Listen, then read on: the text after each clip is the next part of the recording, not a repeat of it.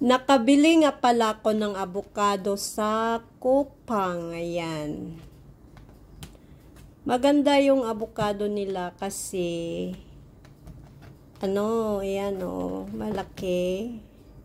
At mura lang siya ngayon kasi avocado ay season. Avocado season ngayon. Kaya mura pa ang avocado. Pero guys, walang avocado na tanim dito sa Korea. Ayan, ito ay galing sa ibang bansa. Ayan. Mahal kasi ito guys kapag paisa-isa lang yung binibili mo.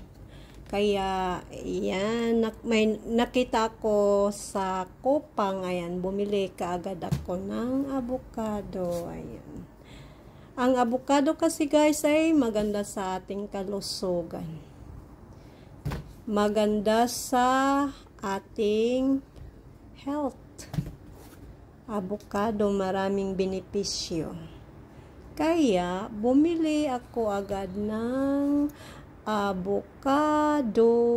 Ayun. Ayan, bili na rin kayo guys. Sa Kupang ito nabili.